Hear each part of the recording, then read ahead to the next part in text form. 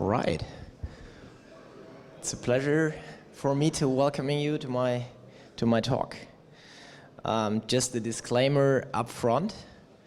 I mean, everything that I'm telling you is a little opinionated, of course. Even if I think I address good signaling effects, at the end of the day, there is no scientific proof that I can give you on their validity. So it's just that at the end of the day, it's a perception of myself, of the market, what people should do and shouldn't do as when they are trying to excel as an Odoo integrator or finding partners to do an Odoo project. A little bit of history for the talk. I was thinking in the first hand that would be an interesting talk also for the main event in Brussels, but Odoo didn't find that so appealing. So yeah, I have my take about that, but that is on the slide as well. So a little bit of what you're expecting from what I'm saying today. Of course, I will welcome you that already did that. Then I try to address key strategies for finding the right partner to do a project with. Then address specifics of open source software when it comes to quality signals while selecting partners to work with. And then, of course, questions and answers. I'd like to have it a little bit more interactive, so you are all experienced partners at some point in the world. I mean, I think there are not so many customers are among us right now, so maybe we can talk openly and freely about. I'm happy for critics on my take about the signaling effect. So. Before actually conducting a project, I think that cannot be stressed enough. Before choosing a partner, be it an integrator or be it a partner to partner with on certain topics, or even a technology,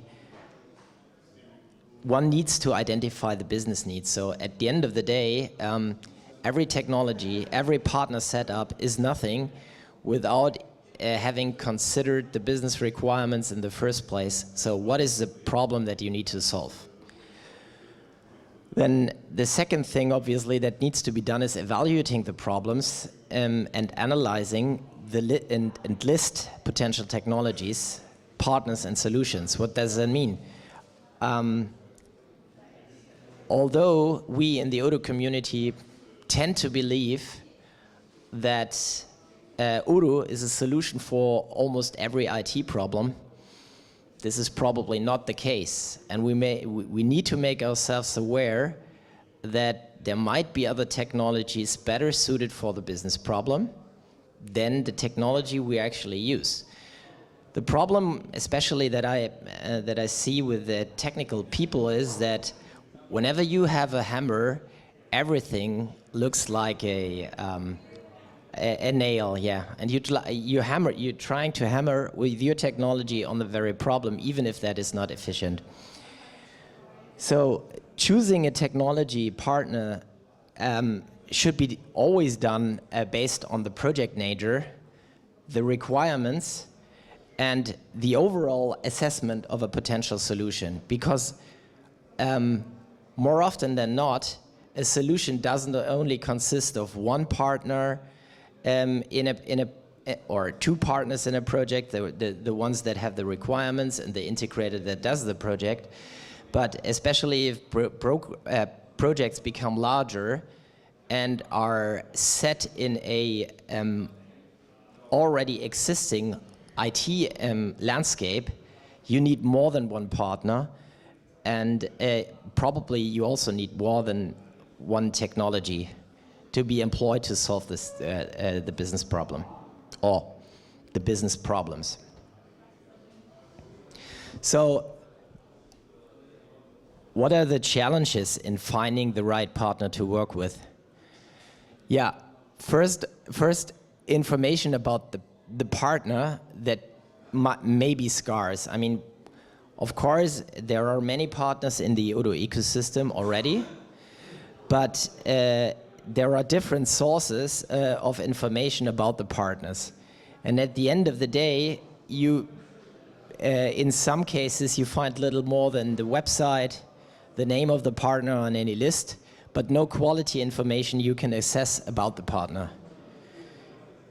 So information may be flawed with belief rather than facts. So if you look at just one information source, like the website of a partner, it's obvious that the partner is like trying to shed the best light on himself in presenting his capabilities. So selecting partners in general, not only as a business leader, the Odoo partner, but also Odoo partners among each other, if you just assess information that may be flawed, that's problematic. Especially quality signals, that is what I call quality signals, may not easily be found and evaluated. I will later stress the point that especially in the open source world, we have some quality indicators that we can assess. And I think I found them to be really relevant and valid, but they may not be easily accessible, especially for the customers. So transparency may to some extent replace trust, but as you all know, in the very beginning, when you start with a new partner, and that is not limited to a partnership between an integrator and a business, it also applies to human partnerships. In the beginning, it's about appeal, transparency, and the trust is something that grows over time. So it starts slow, but trust is something that you can easily lose, but it's built across time. So you start out with usually a lower asset of trust and then build that over time. So what you can do to gather information about a partner. First of all, you should make yourself aware of their skills. And by skills, I don't only mean individual, the company skills, so the overall expertise of a company, but also the individual employee. So sometimes I feel there is a misconception in between what companies claim they can do and the capabilities they offer with regard to the individual skill that they show. So if there is a mismatch between the overall skill that they provide versus the team that they show and the individual skills that this team is proving, then this quality signal may be flawed. So one of the things that usually shows that a company or a partner may be a good one is how much exposure the company or the partner has to latest technology. So how much is it investing in analyzing and getting trained on new technology and advancements in technology?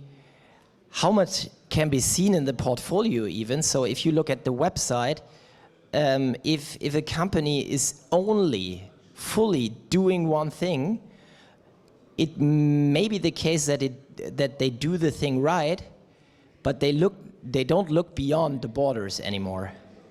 So looking beyond the borders is like staying still. It's like becoming more and more professional, of course, but you don't look across borders anymore. So it's important to review signals that suggest that a partner is doing research, that is getting involved in newer technology, and has also experience in handling complex projects. Because as you all know, one ERP project is not like the other. So of course there are easy ones, more complex ones, but especially if you go on the ladder of complexity, then not one project is like the other. So one of the things that is also important here to mention is what are the ways of communication and the approaches that the partner that you may select is towards identifying business challenges. So I found it very differentiating when working with partners in my career, how they do address the problem at hand. So if a company is first presenting the technology and the capabilities of the technology without really trying to understand what the problem at stake is, that is a bad signal, I think.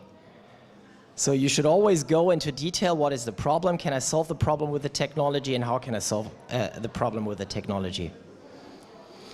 And last but not least, where and on what do they specialize? Do they tell you what they can't and can and can't do? I very seldomly found partners that, and by partners I don't necessarily mean Odoo Integrators. I mean in ERP projects you work with partners, and that applies also vice versa to the business itself. I find it very difficult and very seldomly the case that people say I can't do that because I'm not experienced in that. And you should expect that from your customer as well. I mean, the customer should tell you what he's not good at. Like if there is a considerable lack in methodological skills, for instance, and communication skills, he should openly address that as well as you should address that when selecting a partner. So, but how can one know the information that is collected through all the measures that you take, website, personal engagements, talks, visiting events like this can be true? Actually, that's a really tough thing because lots of these quality signals are flawed. And I don't know how many of you are familiar with the so-called market of lemons and the market of lemons theory. You are? And you are. Okay. So I will explain it for the auditory. The market of lemons theory basically says that if a market is interesting, you can expect more people to enter the market, which is quite natural. And one of the things that happens if you don't have reliable quality signals here, the ones that are of good quality cannot set a valid price anymore for their services. Yeah.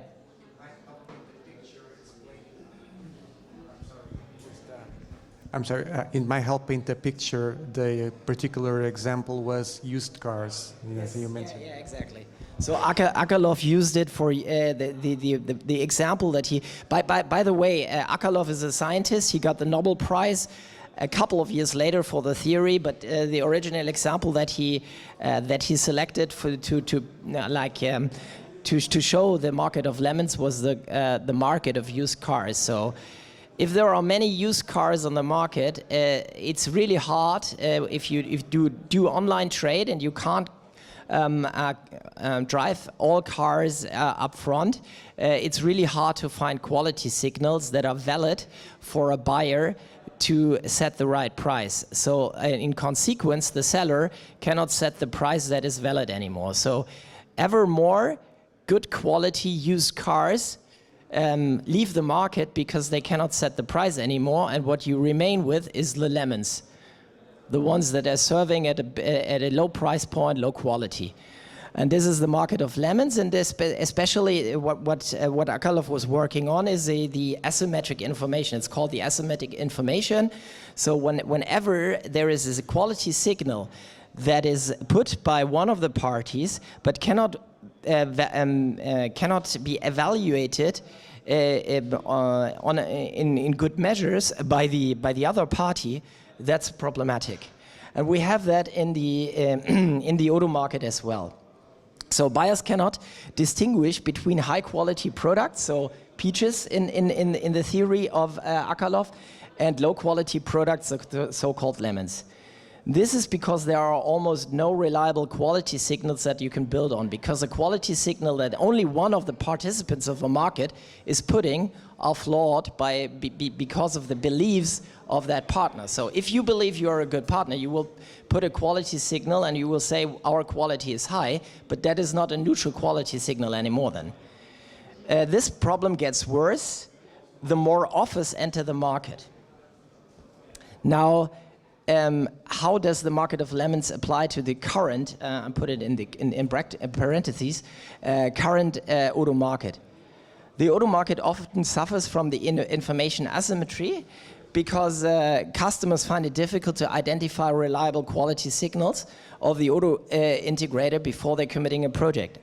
I believe that more than one of you guys were approached by a potential customer with a project when the first attempt of the project has already been failing, right? The problematic part about this is the customer, even if he still believes in Odoo, there is a certain kind of mistrust that you inherit from the previous project, and there is a certain amount of money that is already wasted for the first attempt. And that's just because there were no good quality signals for the customer to be selected up front. So in the absence of reliable quality signals, subpar integrators can offer lower price, but deliver even worse results. Sorry for the misspelling. And they can cause delayed projects, doing low quality implementation, and after all, lack of support, or even worse, reinvent the wheel twice, because they simply don't know enough about the market, so they develop something that is already there, is not generic enough, and waste your money.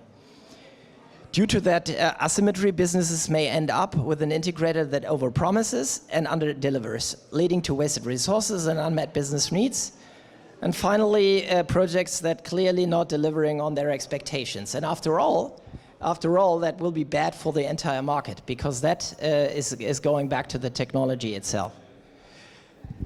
So now comes to me the critical question: how to navigate asymmetry, the Odoo market, and find the right partner? Well, there are a few things that you can do to find the right partner as a business, or even if you would like to partner with another integrator. First, you could evaluate the community interaction. So I believe that a good partner is actively involved in the community. That means he or she is contributing to the OCA or other parts of the community. I mean, it's not necessarily the OCA itself, but the community of open source people. And a good community interactor should openly and freely share its expertise publicly, for instance, through well-known events, like giving talks, like doing YouTube videos that you can freely consume, in order to give some of the knowledge away and prove that he or she is willing to share knowledge among others. So openly and transparently showing the team size and its expertise, for instance on the website or by attending full-size team on events like this, is a factor of openness and transparency that one can evaluate. And after all, I think a good partner should not hesitate in multi-entity partnerships. That means partner with others, with other partners, and innovate together with other members. So building teams of larger integration projects, work together on their specific fields, and don't have like hesitation to touch with others' expertise. Because if you share, you can always grow, right? I mean, you can always learn from somebody, even if he's less experienced than you. Failure will also help to learn. So a trustworthy partner, to me, delivers reliable and good results by also empowering customer solution capabilities. That means, to me, that you should also be trying to train the customer, him or herself, in order to build capabilities to do parts of the project him or herself. Because if you're across a project as a partner, make yourself like unreplaceable, that's a bad quality sign over time. Because that is exactly creating what we would avoid in the open source ecosystem, is creating one-sided lock-in effects. So if you try by doing the project to do so, then it's a pretty bad quality signal. So shared code, modules, bug fixes, and general improvements on multiple occasions, and this is a very important thing to me, over a long and considerably long time period in time is a good indicator of commitment towards the ecosystem, and also a constant quality measure. Why is it especially time important here? Because you cannot flaw a quality signal in the historic path and across a long period of time.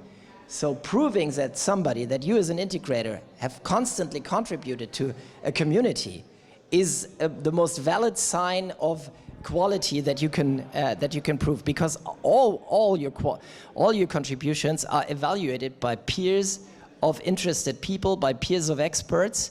So the quality itself is high, and the continuing contribution of you means that there is a continuing high quality delivered by the company. And after all, code evaluation can be done, so quality assessment is possible by reviewing the quality of contributions to the community. This is something in the future auditors can do. So if you imagine larger projects that will evaluate you as a potential partner for doing a large project, let's say at BMW or any automobile company that cannot longer afford employing SAP, then it might be the case that a specialized a company is evaluating your contributions to the community in order to give the customer, the potential customer, a neutral or almost neutral sign about your capabilities. So consistency on contributions to the Odoo community is one of the most reliable signals that you can create yourself.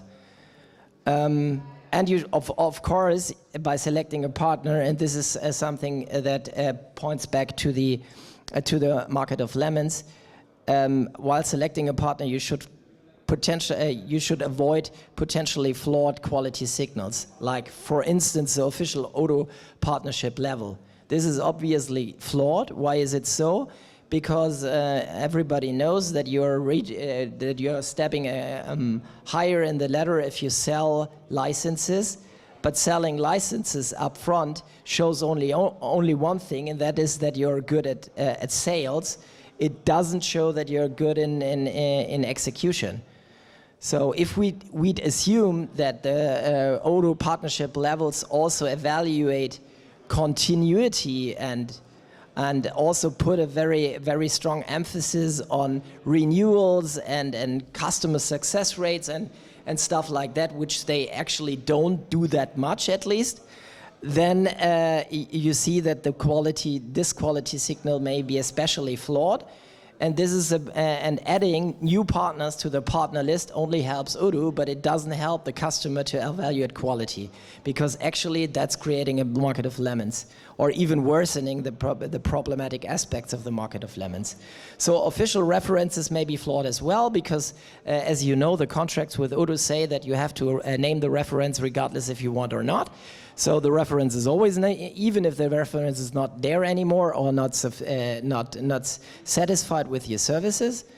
And certifications may be also flawed depending on the content of the certification and the reason why they are there in the first place.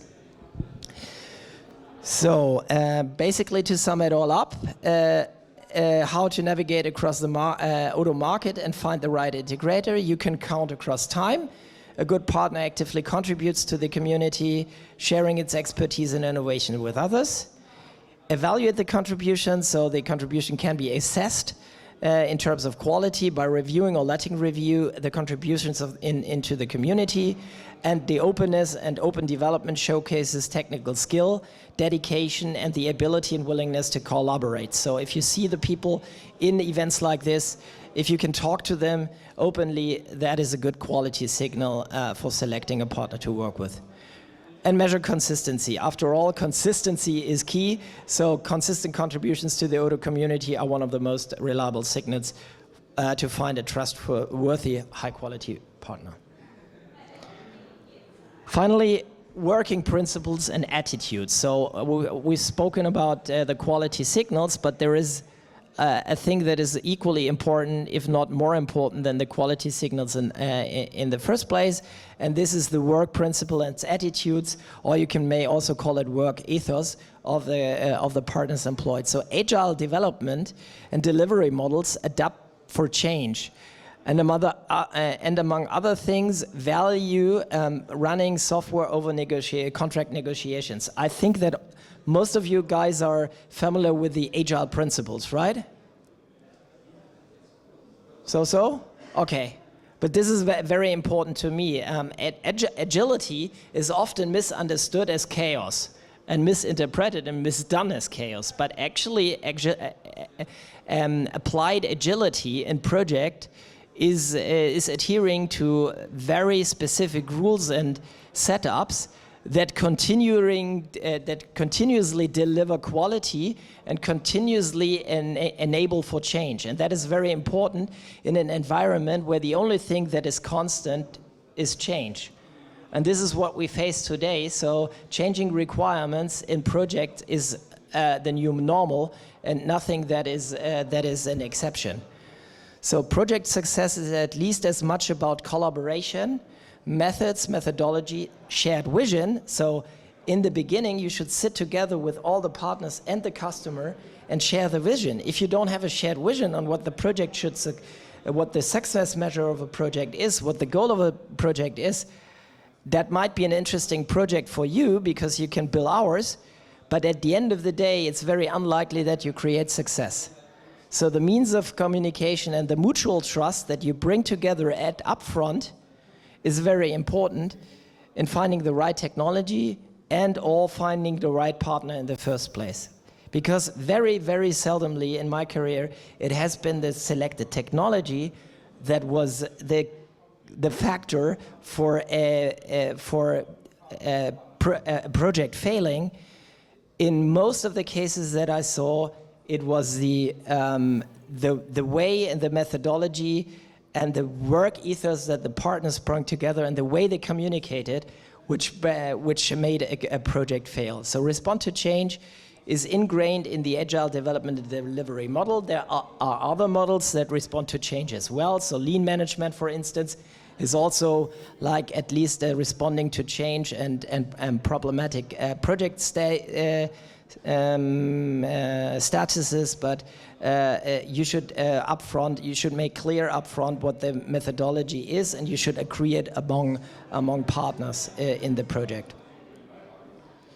Yeah, and last but not least, that is something that is very important to me. You should never undermine your own expertise. Does anybody have a clue what I mean with that? So in responding to change, you constantly change a plan of the project. And there might be a time when responding to change changes the initial goal of the project to an extent where you as a partner are convinced that it can't succeed anymore. And if that very point you don't exit the project for economic reasons, you're flawed. Because you need to make sure that a partnership always means that there is a common goal between the partners, being the customer and the partner, or all the partners working on the project together. If there is not a custom scope anymore and a custom measure of success that can be achieved with technology and with your expertise anymore, and you are sure that it can't be reached anymore, you should exit the project instead of continuing to undermine your own expertise. Well, that's just a suggestion for myself. Thank you for your audience.